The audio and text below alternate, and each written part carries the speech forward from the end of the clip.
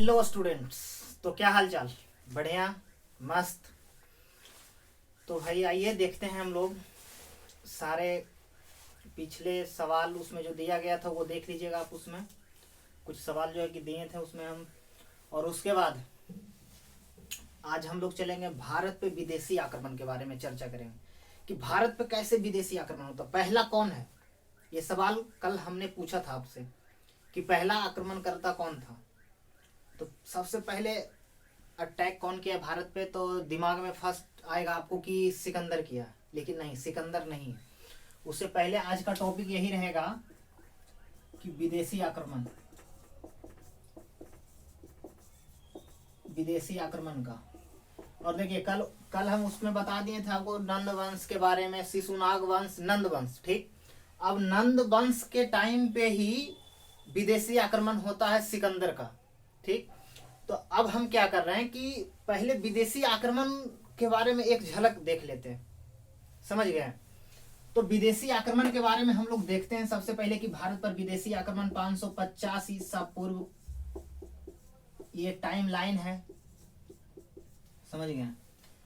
दो वंश था, यूरोप का था, एक यूनान था, एक ईरान और एक यूनान था। इस पे हकमनी साम्राज्य का शासन था, हकमनी साम्राज्य का शासन था। और यही का सबसे पहले आप इसको प्रथम या फारसी आक्रमण भी कह सकते हैं, फारसी, प्रथम फारसी आक्रमण। इसी में सबसे पहले आक्रमण किया था कौन? साइरस। साइरस आक्रमण किया, ये साइरस आक्रमण किया, लेकिन ये साइरस असफल रहा, साइरस असफल रहा। उसके बाद दूसरा नंबर पे जो आता है वो डेरियस, डेरियस प्रथम, या इसी को बोलते हैं दारा प्रथम, डेरियस प्रथम या दारा प्रथम, यही है। और ये जब किया तो ये पूरे भारत का ये जो इस साइड वाला इलाका है, इस साइड, ये अफगानिस्तान, कंबोज, इस साइड वाला इलाका को ये जीत लिया पूरा, समझ गए। बैक्टीरिया वगैरह जो था इस साइड वाले इलाके को ये जीत लिया। कौन? डेरियस प्रथम। अब डेरियस प्रथम आता, उसके बाद इसका तृतीय रहता है, डेरियस तृतीय तक शासन इसका चलता है। उसके बाद इधर ये यूनान के तरफ हम आते हैं कि इधर फिलिप द्वितीय का शासन था, फिलिप सेकंड शासन कर रहा था, राजगद्दी पे ये था। और ये 360 ईसा पूर्व, कहीं कहीं 360, कहीं कहीं 359 ईसा पूर्व दिए रहेगा उसमें।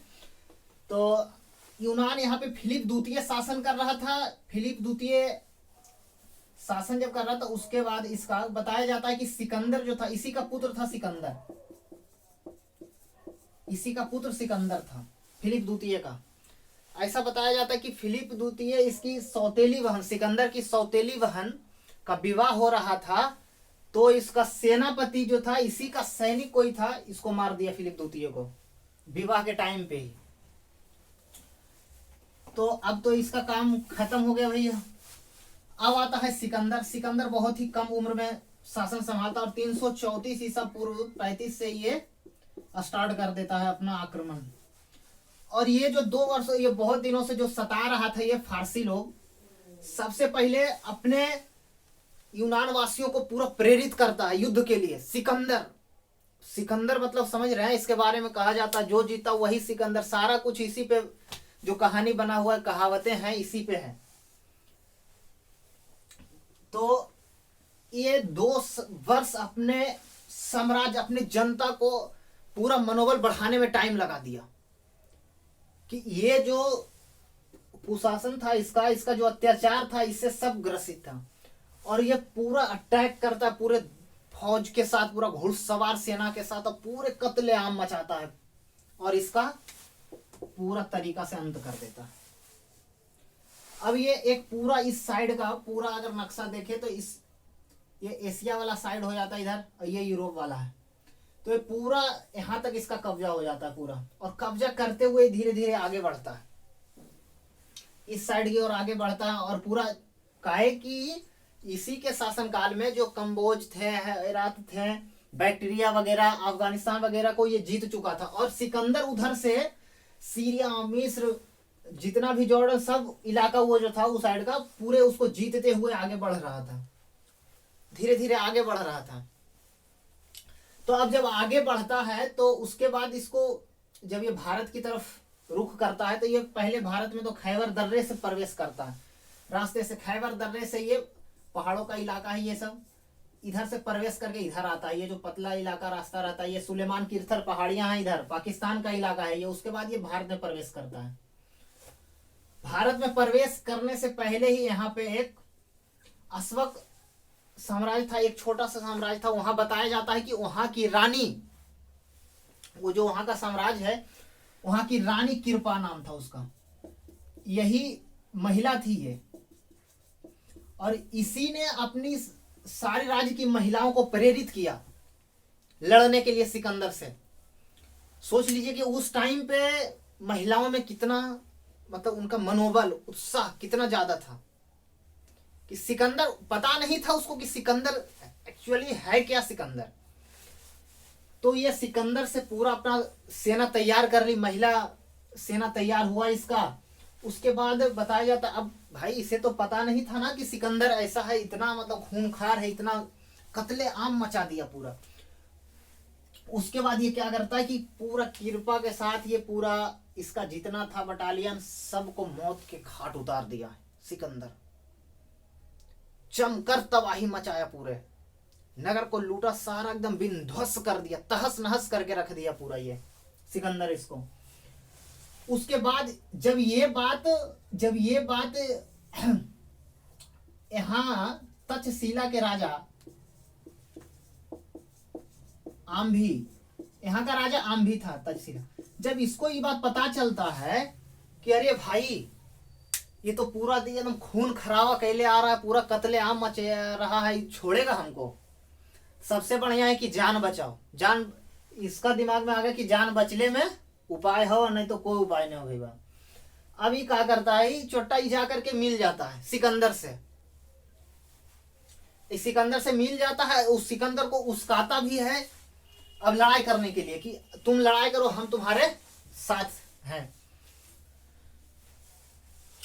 तो अब बताता है कि इस टाइम पे ये तो भाग गया, आम्भी मिल गया। अब इसका सामना किससे होगा? अब इसका सामना होने वाला है एक महान राजा, उसको बोल सकते हैं आप। ये है यहाँ पे झेलम नदी के तट पे। कौन? झेलम नदी के तट पे किनसे मुलाकात होता है इसका युद्ध का नाम है झेलम। झेलम नदी के तट पे राजा पोरस या पुरु। अब ये है कि भैया ये कहते कि अब ऐसे तो होगा नहीं, हम तो हार मानने वालों में से है नहीं। ये भी अपना पूरा सेना तैयार करते हैं। अरे सिकंदर हो चाहे कोई भी हो, हम भी भारत के शासक हैं। पंजाब पहुंचता है ये, उसके बाद तो ये भी अपना सेना तैयार करते। और बस यही मान लीजिए ये झेलम नदी है, ये झेलम नदी आपका हो गया, समझ जाइए। और इस पार में सिकंदर का सेना सब टुकड़ी, हाथी वाला, घोड़ा वाला, तीर कमान वाला, सब सेना इसका था। एक बात ध्यान देना है, सिकंदर को हाथियों का ज्ञान नहीं था, हाथी के बारे में इसको पता भी नहीं था। हाथी के बारे में सिकंदर को ये सब देखबो नहीं किया था, हाथी कैसा होता है। आपको इससे पहले वाले वीडियो में हम बताए थे कि हाथी के लिए ही तो युद्ध हुआ था, और हाथी पाया जाता था कहाँ? मगध में। हाथी मगध में पाया जाता था, और वही उसी के लिए लड़ाई हुआ था। और अपरिचित था ये, ना तो सिकंदर को पता था हाथी के बारे में, और ना सिकंदर का सेना को। और इधर पूरे इसका हाथियों का बेड़ा था, इस साइड में पूरा बड़ा बड़ा बेड़ा ये लगाए हुए था, इससे कम ही था। अब ऐसा होता है कि युद्ध अब सबसे पहले तो अब पार करने का बारी है। अब खड़ा रहता है, दोनों साइड से खड़ा रहता है। जब गर्मी का टाइम आता है गर्मी के टाइम में आप जानते हैं कि कोई भी हो, नदी हो, तालाब हो, सभी का जल स्तर नीचे जाता है। पानी कमता है, हो नदी हो, कुइयां हो, तालाब में, कल चापाकल का पानी कम जाता है। तो अब का होता है कि जब गर्मी का मौसम आता है तब सिकंदर का सेना जो है वो झेलम नदी को पार करके पूर्व देश में इधर प्रस्थान करना चाहती है युद्ध के लिए। तो अब ये क्या करता है कि सिकंदर बड़ा तेज है, आगे में छोटा सेना का टुकड़ी छोड़ देता है और ये पीछे से पूरा सेना उठा करके इस 17 मील दूर जाकर के यहाँ एक जब जहां पानी कम रहता वहां से एंट्री करवा देता है। अब इसका सेना एंट्री मार दिया, इधर से इस साइड से इसका सेना एंट्री मार दिया। अब तो जब और उसी रात पता चलता है पोरस को कि कुछ दूर आगे जा करके इसका सेना जो है एंट्री मार दिया, इधर झेलम पार कर गया है। तो जब झेलम पार कर जाता है तो ये लोग रोकने के लिए जाता है, इसका एक टुकड़ी जाता है इसको रोकने के लिए, लेकिन ये लोग पूरे कत्लेआम मचाता है, पूरे तबाही मचा देता है। और इसका सिकंदर का 2 सेनापति था, थल सेनापति, एक जल सेनापति था।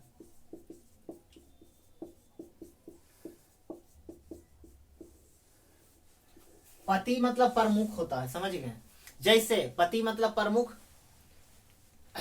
जो लड़का है सब पति है, सब प्रमुख है भाई। लेकिन यहाँ प्रमुख का जैसे राष्ट्रपति, तो पति क्या, वो राष्ट्रपति थोड़ी ना है भाई।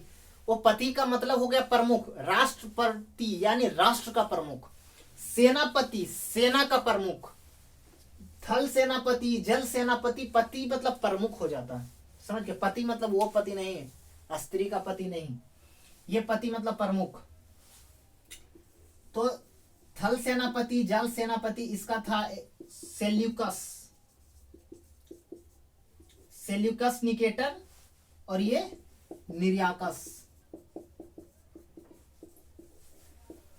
अब इसका सेना भी लेकर के अब जब इधर से आता कत्लेआम मचाता है तो फिर से इधर से सेना जाता है यहाँ पर लड़ने के लिए ये, और इधर वाला पूरा सेना ला करके ये धीरे धीरे एंट्री करवा देता। उसके बाद यहाँ पूरे कत्लेआम मचता है, पूरा इस इलाका में पूरा खून खराब, खून से पूरे लथपथ हो जाता है भूमि यहाँ का। और इसी जगह पे सिकंदर भी घायल हो जाता है। सिकंदर को भी एक भाला रहता है, सिकंदर को भी लग जाता है एक तीर, और उसका जो सबसे घोड़ा जो था, उसका घोड़ा जहां जाता था वहां ले जाता था। बहुकेफला ये घोड़ा इसका था, इसका घोड़ा भी बेचारा, इसका घोड़ा को भी एक भाला लग जाता है यहाँ पे। अब जब घोड़ा पूरा उछलता है ना भाई, जब आता देखता भीड़ उड़ देखता तो पूरा उछलता है, तो घोड़ा जब उछला तो भाला जब आता है तो भाला लग गया ही, तब इसका घोड़ा भी यहाँ पास मर जाता है इसका, और सिकंदर को भी चोट लगता है। लेकिन सिकंदर का सेना सब इसको संभाल लेता है, लेकर के जाता, रिकवरी करता है इसको। अब उसके बाद क्या होता है कि अब इसको भी चोट लग गया। अब इसमें और सबसे पहले क्या होता है कि जब हाथी से ये वार करता है, इधर से हाथी तो देखा नहीं था पहले, तो ये भारी पड़ा उस पे, हाथी से जब आक्रमण हुआ पूरा, तो ये उसको कुछ समझ में नहीं आया, कुछ समझ में नहीं आया, वो लोग कभी देखा ही नहीं भाई। अब आप लोग एलियन नहीं देखे हैं, एलियन का विचारधारा है ना, एलियन के बारे में सब सोचते हैं, लोग को पता है कि एलियन है, लेकिन अगर एलियन से आपका भेंट हो जाए तो आप क्या कर सकते हैं? किसी से आप अधी नहीं है तो कैसे कर सकते हैं, मिले नहीं तो, वही इसका बात हो गया, इसको पता नहीं था, समझ गए? तो अब पहले तो ये मचाता है, पूरे कत्लेआम मचाता। उसके बाद इसका जो सिकंदर का सेना, इसके पास एक खासियत था कि 6-6 फीट का बड़ा बड़ा भाला था। अब ये भाला से पूरा अब निशाना बनाता, किसी को हाथी को घायल कर रहा है, आंख पे जहां इसका जगह बन रहा है, जहां कर रहा है ये घायल कर रहा। अब हाथी दर्द से, चोट से पूरा पागल हो गया। पागल हाथी का कहानी तो जानते हैं आप। अब क्या करता हाथी, ये अपना सेना को ही मारने लगता है, इधर जाता उधर जाता, पूरे तबाही करने लगता है। तो अब क्या होता है कि जब सेना को मारने लगता है, यह हार जाता है पोरस। उसके बाद पोरस को सिकंदर के सामने पेश किया जाता है। तो सिकंदर पूछता है उससे, पोरस से, कि बताओ पोरस, मैं तुम्हारे साथ क्या सलूक करूं। तो पोरस कहता है कि सिकंदर, तुम हमारे साथ वही सलूक करो जो एक राजा दूसरे राजा के साथ करता है। इस बात से बहुत ही मतलब प्रसन्न हो गया वो सिकंदर, और इसकी पत्नी भी। इसकी पत्नी का नाम रुखसाना, रुखसाना या रुखसाना, पूरा फेमस है ये, बहुत ही सुंदर भी थी बहुत ही। उसके बाद ये जाकर के इसको कहती है, अब बताया ऐसा जाता है कि पोरस को ये खुशी से, पोरस को ये राखी भी बांधी थी, और सिकंदर प्रसन्न होकर के पोरस का राज इसे लौटा देता है, इसका राज इसे दे देता है पोरस को, ठीक। और उसके बाद बस कहता है कि भैया तू इतना इतना हमको घटा दिया है, तो शहर यहाँ इसका घोड़ा के नाम से एक ठो, हमारा घोड़ा के नाम से एक ठो शहर बसा दे तू, समझ गया। तो एक शहर बसाया जाता है यहाँ पे, बौकेफला, इसके घोड़े के नाम से शहर बसाता है यहाँ पास। अब सिकंदर का अगला कहे कि अब ये रास्ता में जब आ रहा था, उस साइड से जब आ रहा था रास्ता में, तो ये क्या देखता, पूरा सैनिकों का झुंड एक बना लिया था, सैनिक तैयार कर लिया था पूरा। जैसे चलते चलते आ रहा था, उधर से आ रहा था धीरे धीरे, उसके बाद ये इसका सेना भी बढ़ गया। तो अब सेना था, और उससे भी कि 12,000 मील, ये बहुत दूर से मतलब कि सफर करते हुए आ रहा था, बहुत दिनों से, लंबे सालों से ये सफर कर रहा था, समझ रहे हैं। तो अब बात आती है कि अब सिकंदर को कहाँ, उस समय तो पूरा मगध था उस टाइम, उधर पूरा, अब मगध पे आक्रमण करने का था। तो सिकंदर अब कहीं आक्रमण कर रहा था, इधर उधर पूछता है। तो सिकंदर वहीं वाला निवासी से पूछता है कि भैया बताओ वहां कितना सेना होगा। तो सिकंदर से पूछता है वो कि आपके पास कितना है। तो कहता है यही 40-50 हजार है, 30-40 हजार है। तो कहता उतना तो वहां पास हाथी या घोड़ा है महाराज। सिकंदर डर जाता है। अब ये बात सुनता है उसका सैनिक सब। तो जब सैनिक सब सुनता है कि अरे भाई इतना, अब की बार उसको पता, उसका सैनिक को पता चल गया कि अब की बार जो युद्ध होने वाला है वो बहुत ही बड़े प्रतापी राजा से होने वाला है। और वो इस बात से डर गया उसका सैनिक, और इसी के आगे व्यास नदी था, उसको पार करने के लिए मना कर दिया उसका सेना, व्यास नदी को पार नहीं किया। तो ठीक है, अब व्यास नदी को पार करवाएंगे, ठीक। अब क्या होगा इसके आगे, अब व्यास नदी को पार नहीं करेगी उसकी सेना फिर लौट जाती है। उसके बाद बेबीलोन में 326 में ये आक्रमण करता है भारत पर, 323 में इसका मृत्यु हो जाता है। बेबीलोन रास्ते में जाते हुए आंत का कैंसर हो जाता है, इसको बीमारी हो जाता है आंत वाला। मौसम बदल रहा था, कहां से कहां आया, पूरे किस एरिया से रहने वाला किधर आया, पूरा गर्मी झेला, बरसात झेला। तो उस वजह से इसका बढ़िया स्वास्थ्य नहीं रहता। उसका बाद इसका सेना भी घर परिवार वालों से नहीं मिला था, बहुत दिनों से नहीं मिला था। तो ये भी एक बात हो गया कि उसका सेना पीछे हट गया, और उतना विशाल सेना। अब ये देख लिए सिकंदर का। अब सिकंदर तो आया चला गया, पोरस को राज भी दे दिया। अब कल हम लोग नंद वंश के बारे में जो देखे थे कि नंद वंश में सिकंदर का आक्रमण होता है, और इसमें बहुत सारा चीज आया। ऐसा बात नहीं है आया तो घाटा दे करके गया, आया तो बहुत सारा फायदा दे करके भी गया। जैसे कि आप अशोक के शिलालेख में आप देखेंगे कि खरोष्ठी लिपि का प्रयोग होता है।